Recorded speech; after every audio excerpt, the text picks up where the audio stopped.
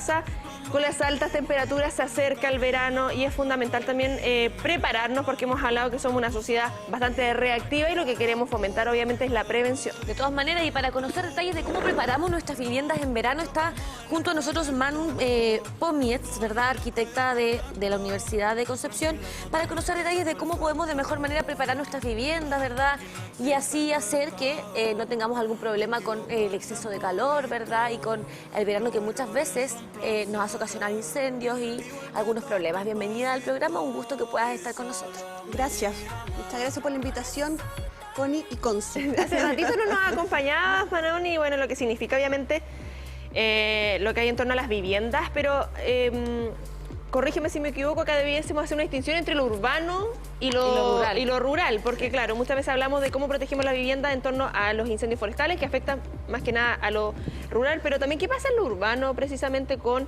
las altas temperaturas que se proyectan, bueno, el día de hoy las ráfagas de viento, sí, como que muchas veces no estamos tan preparados de estos cambios que ocurren meteorológicamente. Sí, es una muy buena pregunta porque con las altas temperaturas obviamente pasan dos cosas, ¿no? Por un lado está la recurrencia de los incendios forestales que amenazan, y no solo los incendios forestales, también en viviendas urbanas, pero queda todo lo que pasa con la habitabilidad de una vivienda, que cada vez es más complicado y que lo estamos viviendo también en Concepción. Yo soy penquista, nacida acá, y no recuerdo veranos calurosos en mi niñez. Esa es la verdad. De hecho, yo pasaba como frío. Iba a Santiago y era, claro, siempre había una brisa muy fresca, ¿no? Y me acuerdo que hacía calor en otras ciudades, no acá. Pero ahora es totalmente diferente. Hace mucho calor acá y la vivienda muchas veces no te da el confort que uno espera. Eso tiene directa relación con el calentamiento global y con lo que nosotros mismos, y lo hemos ido comentando, ¿verdad?, en muchos espacios, estamos generando, ¿cierto?, contra nuestro medio ambiente. Ahora bien, sería súper importante saber cuáles son aquellas medidas que las personas en casa pudiesen tomar para llegar o alcanzar esto que tiene relación, ¿verdad?, con el confort térmico, y cuál es finalmente este concepto que marca este confort que todos deberíamos de tener en nuestros hogares. Mira, primero decir que yo creo que las edificaciones hoy en día no están lo suficientemente adaptadas a las altas temperaturas que estamos teniendo, ¿ya? Desgraciadamente. Cada vez estamos construyendo más en estructuras livianas, aquí me van a matar algunos, pero y estructura liviana me refiero estructura metálica, madera, en fin, pero que no tienen poca masa térmica, como lo tenía, por ejemplo, el ladrillo, el adobe, incluso el hormigón. Y resulta que eso ayuda mucho a moderar las temperaturas. Fíjense que cuando uno se acuerda, ¿no es cierto?, de las casas que estaban en la zona centro de nuestro país, previo al terremoto, estoy hablando de Chillán, Los Ángeles, Talca, Curicó, etcétera, las viviendas de adobe siempre eran muy frescas, ¿no? Se cayeron después del terremoto, se empezaron a construir en otras materialidades y cambió completamente la historia. Bueno, eso no es porque sí, digamos, ¿ya? Es porque el adobe tiene la capacidad de absorber mucho el calor y eso hace que baje la temperatura al interior. Entonces es muy, muy conveniente. Hoy en día no está eso. Por otro lado, antes se construía también con postigos, ¿no?, que son protecciones solares. O sea, un montón de elementos arquitectónicos que hoy día no tenemos. Porque ha cambiado.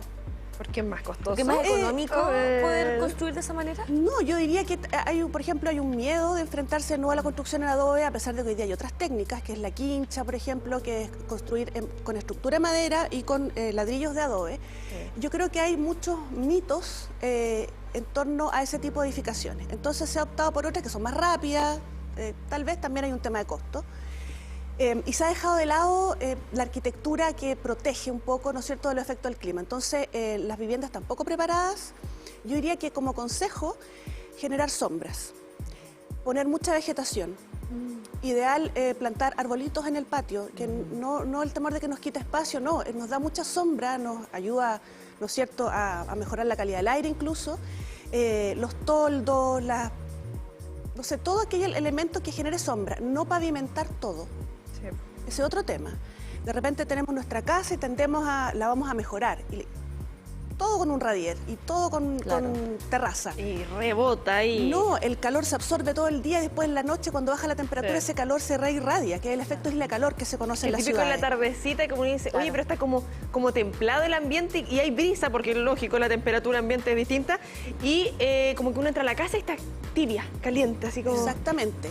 Porque, bueno, porque no hay masa térmica, como te decía, porque hay una manera de construir que uno pone la aislación térmica por dentro, que se ha hecho durante mucho tiempo, el último tiempo, entonces tampoco deja que los muros absorban ese calor al interior, ¿ya? Entonces hay, por un lado, estrategias constructivas, pero por otro lado, a las personas decirle sombreaderos, pavimentos, ojalá de grilla abierta, como los adocretos, que tienen un porcentaje de permeabilidad, ¿no? Sí. Que uno ve el pastito ahí, o arena, aunque sea, pero el tema es que pueda absorber un poquito la tierra más el calor, que también nos ayuda con eso. Y de esa forma disminuir un poco la temperatura del ambiente, porque ¿qué nos queda cuando estamos con mucho calor? Ventilar durante la noche, que también es una estrategia. ¿Cuál es la importancia del aislamiento térmico? ¿Y por qué se hace fundamental también en caso de que tengamos, obviamente, que recurrir a ciertos consejos para sopesar este verano que se viene bastante caluroso? El aislamiento térmico es fundamental porque es una barrera térmica. Impide que el calor entre a la vivienda en periodos de calor, pero también que el calor salga en periodos de invierno, cuando tenemos la estufa prendida, ¿no es cierto? Y si la apagamos, se enfría la casa. Es muy importante, hay aspectos normativos al respecto, pero también es importante decir dónde pongo la aislación térmica. Aquí es la cantidad de aislación térmica adecuada y el lugar donde la pongo. No da lo mismo que yo la ponga al interior o que la ponga al exterior. Tiene efectos completamente distintos. ¿Ya? ¿Qué pasa cuando está en el exterior? Cuando está en el exterior es más beneficioso para el periodo de calor. En el interior. Ya. O sea, el rol que va a jugar es el mismo, como barrera, ¿ya? Claro, de impedir que pase de un lado al otro del muro, del envolvente. Pero nos anula el efecto de la masa térmica si la ponemos por dentro. O sea, lo que puede hacer el murito de adobe, o de ladrillo, o de hormigón. Entonces, es mejor ponerla por fuera y eso ayuda a moderar. Fíjate que yo vivo en San Pedro, camino Santa Juana, en realidad para ese lado. Que hay otro clima también allá, al lado del río. Sí, pero estoy en primera línea al lado del río, hay una brisa fresca y resulta que pasamos mucho calor. Y yo tengo 2 climas en mi casa. ¿En invierno? No, en verano, por ejemplo, tengo 2 climas. Un clima en el primer piso, un clima en el segundo piso. Mira qué interesante, el primer piso es de hormigón y el segundo de estructura liviana. Entonces, como el primer piso de hormigón y tengo aislación por fuera, siempre está más fresco. Arriba, un horno. Pero arriba mis hijos sufren. Por si nos da frío, subimos. Si nos da calor, no, es que arriba en el verano es invivible. Tal es así que todas las casas instalaron de mi condominio aire acondicionado. Es que ese es el tema, porque muchas veces uno dice, ¿qué podemos hacer? Bueno, aire acondicionado, que es costo, que no es algo, es un parche finalmente. Y no es saludable para el planeta. Para nada. Sí. Yo soy la única que no tiene, porque me niego, digamos, por una cosa de principios, pero de verdad que es terrible. Los niños a veces no pueden estar en el verano arriba, ni con todas las ventanas abiertas. No hay brisa. Hay algunos materiales para el aislamiento térmico, por ejemplo, aquí nos hablan del poliestireno expandido, lana mineral, poliuretano proyectado, celulosa inyectada, ¿cierto? Por nombrar algunos. Sí. ¿Vendrían siendo buenos materiales para poder ayudar a esta aislación?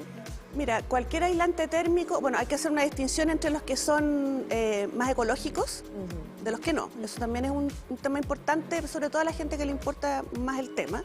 La celulosa, por ejemplo, es más ecológico, porque proviene de la madera proyectada. El poliestireno no es muy ecológico porque proviene del petróleo, es un derivado del petróleo.